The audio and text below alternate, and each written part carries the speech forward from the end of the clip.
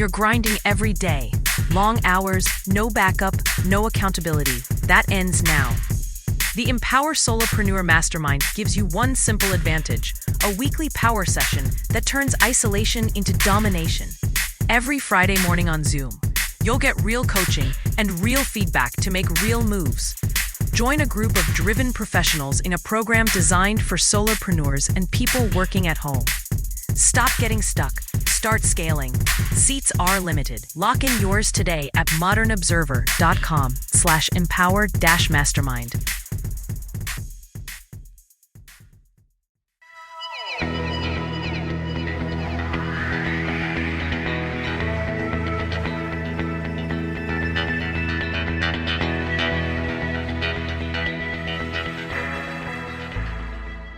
Hello, and welcome to the Success Showcase, the podcast that helps you succeed in your business life and career. I'm your host, Eric Lopkin, with the Modern Observer Group, and with me, as always, is Chip Janiszewski from the Happiness and Success GPS. Chip, how you doing this week? I'm doing well. How are you, Eric?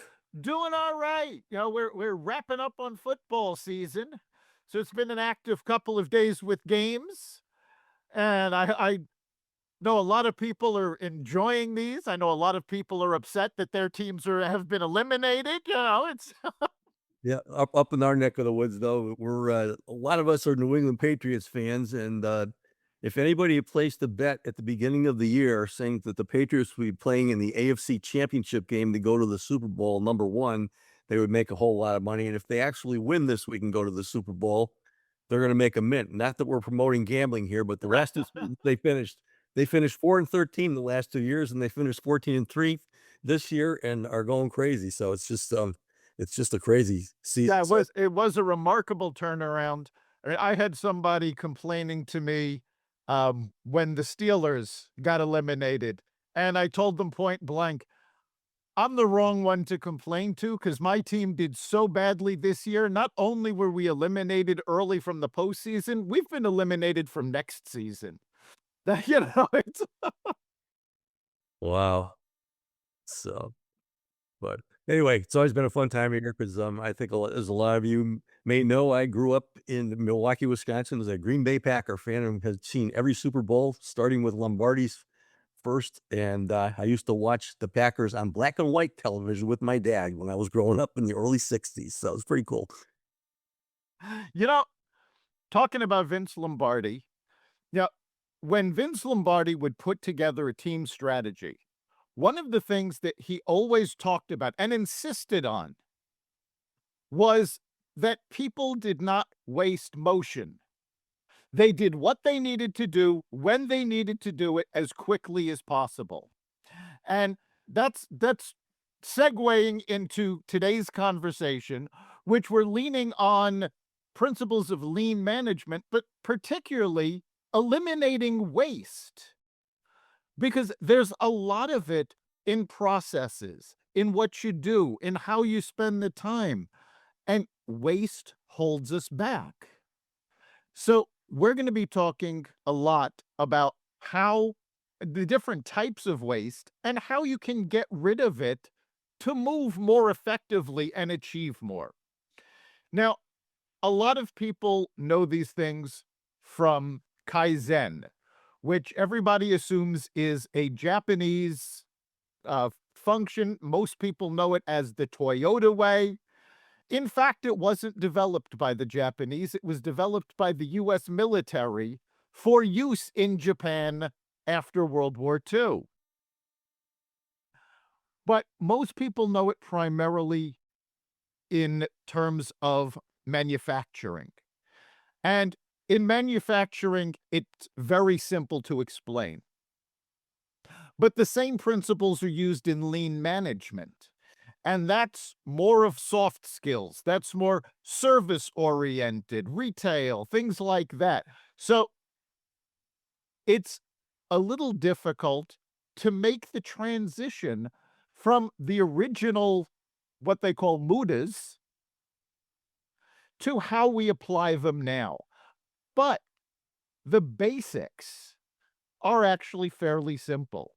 And I'm going to use the original manufacturing terms But there's 7 types of waste that you need to remove. And number 1 is overproduction. That's very simply doing more than you need to do for no apparent reason.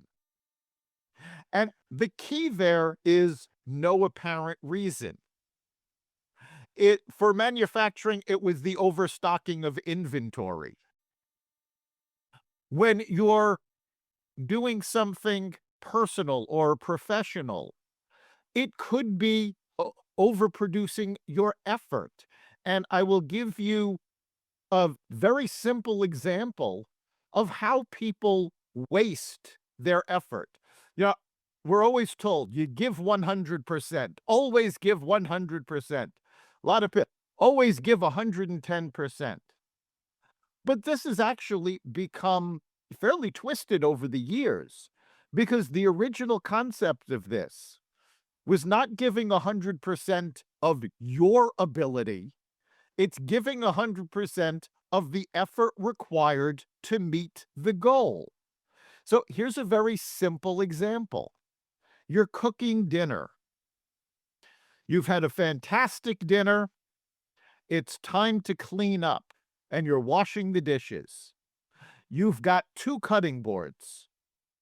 One cutting board was used to cut up raw chicken. The other cutting board was used to slice up a loaf of bread that you bought from the bakery. When washing these 2 cutting boards, do they require the same effort? Of course not. The one that had the bread has some crumbs on it. You wash it off, you soap it down, it's quick. The one with raw chicken has bacteria on it, germs, goo from the raw chicken. You have to put more effort into cleaning it. Are you giving both of these cutting boards the exact same amount of effort? Well, if you are, that's a waste of the effort cleaning the cutting board with the bread because it's not necessary and you're not actually getting it any cleaner. Yeah, and obviously, it wastes your time too in doing other more productive things. So Yes, when you're adding more effort than is necessary, yes, it's wasting time. And time is another thing that gets wasted very often. In the original manufacturing terms, they called it waiting. Because when an assembly line was stuck or waiting for a part to get to the person that has to put it on, the entire line was waiting for them to be able to do their work. And yes, that's another waste that you need to eliminate. So I want to focus this in a little more on talking about how you're getting yourself organized really cuts down on the waste, particularly of time. And an example that I actually got from the book, The Toyota Way, talks about GM and Toyota had a joint venture for a while. And the plant was set up here in the United States according to standard GM organization. Well, when the folks from Toyota came in, they realized if a part broke, the person would have to stop the line, go get the part, bring it back, install the replacement part, and then start the line again. Wouldn't it make more sense for the parts to be stored right near the assembly line where they would be needed? It's not rocket science, but it did change a lot of the way manufacturing took place by putting something right where it needs to be, rather than keeping it in a storeroom where you have to go get it.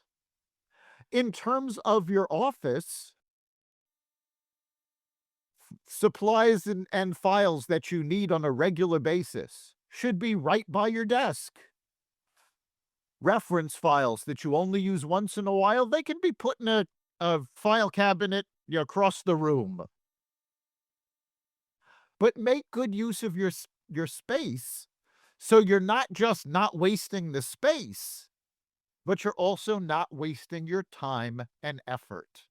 This leads into I do my research before I get on these things with you, and when you hit me with this topic, I really I understand it now that I'm looking at it. But what you're leading into here is basically how to identify Muda in your processes. And basically, this came up with 4 steps. And number one was value stream mapping, which is mapping out the entire workflow to visualize where waste occurs. And obviously, being in manufacturing myself, where we had a job shop going down the line, it is making sure that what's being worked on next is right there instead of having to go get it and set it up and all that kind of thing. And then the second one says Gamba walks, which says visit the real place where work happens and observe the processes firsthand. And obviously, for management and getting employees involved, it's really, really important to do that. And number 3 is getting employees involved with that, because obviously the frontline people who are doing the work really have the best insight on that. And then basically, what's the root cause analysis? And it says use tools like the 5 whys or fishbone diagrams and so on and so forth to dig into that. But obviously, getting organized in the first place just by stepping back and analyzing everything and writing things down as far as what you need to do to improve, that's key. And I did this a long, long time ago back when we had our job shop. So it's not rocket science. It's just an aha moment to say, okay, instead of just doing it, let's take a step back and Yep. see what's going on, figure out how to do it better. Yeah, it's what management guru Tom Peters used to call a blinding flash of the obvious. A BFO. Yes. And it really is a matter of getting in there and seeing how the work actually is done. Don't design a process without understanding the work. And you mentioned the 5 whys. Now, I use this in my practice constantly. The 5 whys is a very powerful tool, not just for process, but for understanding what needs to be done. And it's very simple. It is, you ask yourself, why are we doing this? And you come up with your first answer, and then ask why that answer. And you keep asking why 5 times. And by the time you finish that 5th why, you've gotten down to the core of what really needs to be done. There's a lot of places that they'll put together a project. It's like, well, why are we doing this? And managers will get upset. What do you mean, why? So sometimes you actually have to ask in a different way. What is the main purpose of what we are trying to do? Because there's a lot of waste that goes into creating things that don't serve the purpose, don't have any real objective, but because one stakeholder says, yeah, this would be a good idea. Okay, let's make the stakeholder, we toss that in. And when you're dealing with larger organizations, you've got dozens, if not hundreds of stakeholders, and everybody tosses in something. And what you've got, by the time it's finished, probably doesn't actually serve the original purpose. So it really is important to understand.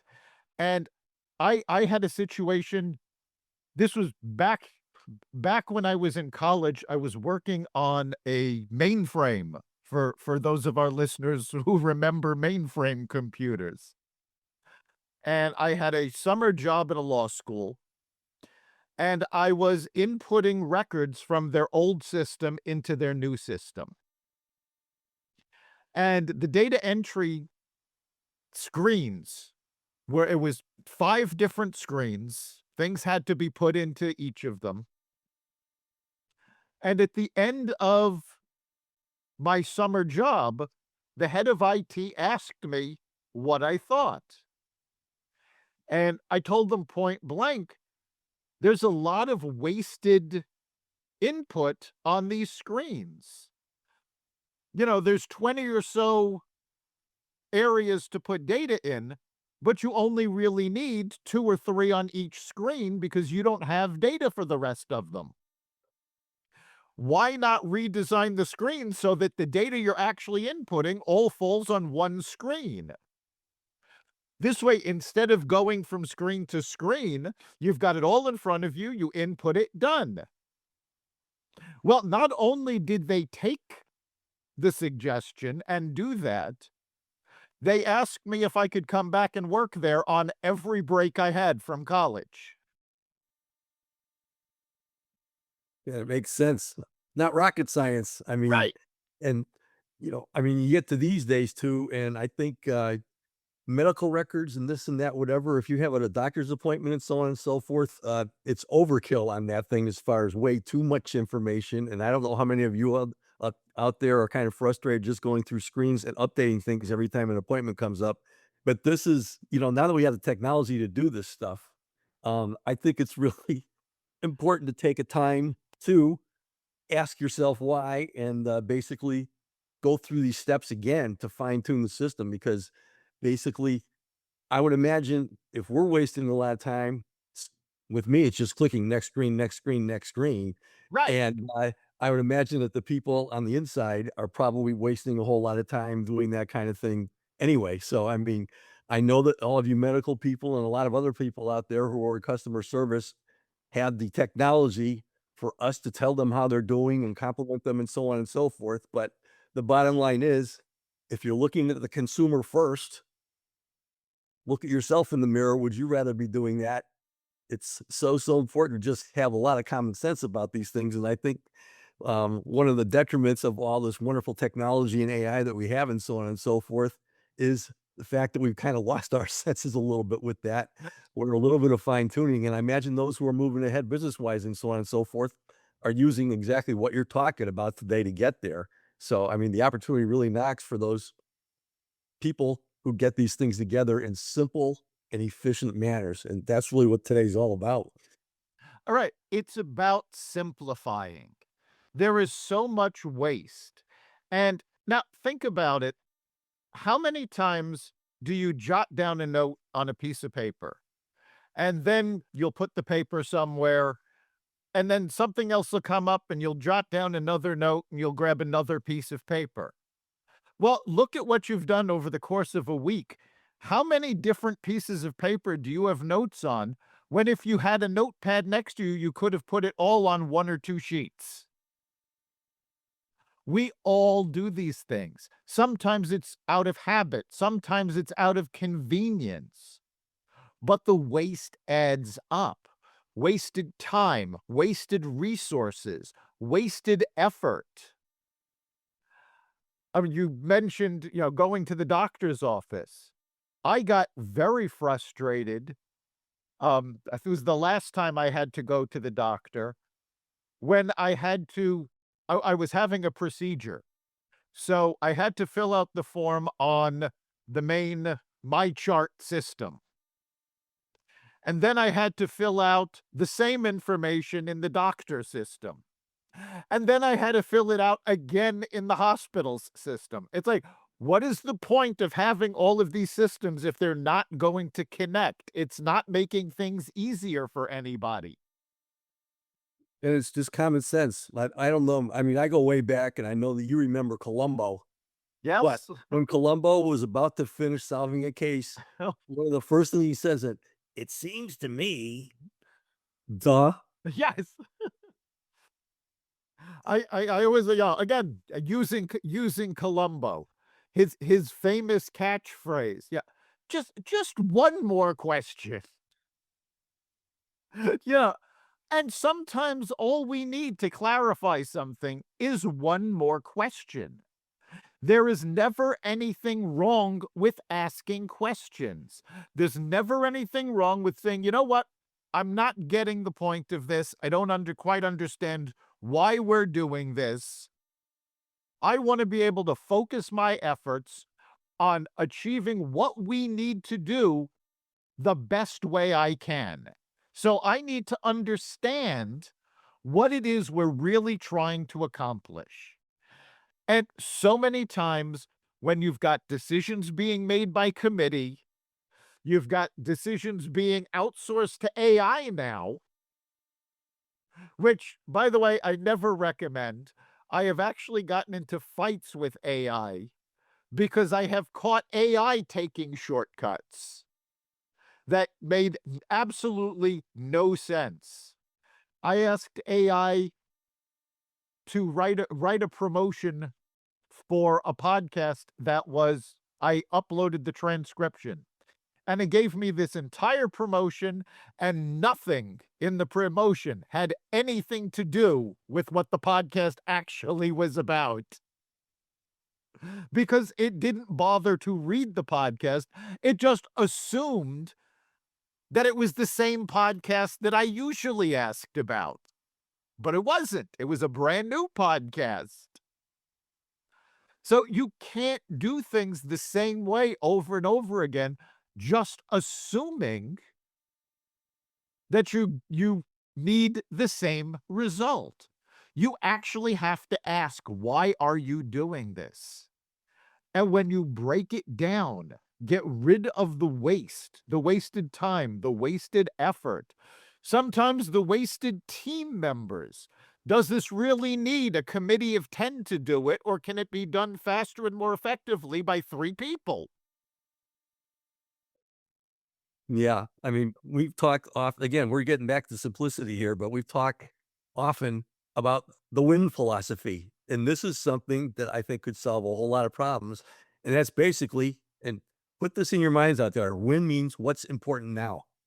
And it could be for business, could be for life, could be for anything, but what's important now? That's what this is all about. And if you, that's again, it's like asking the why 5 times, but it's simpler than it sounds. And what we tend to do is overcomplicate things. And, when we thought about a whole lot of stuff, we're mentally exhausted. We think we've actually accomplished things, and we've actually taken 5 steps backwards because we really haven't gotten anything done. Absolutely. Yeah, you need to keep things as simple as possible.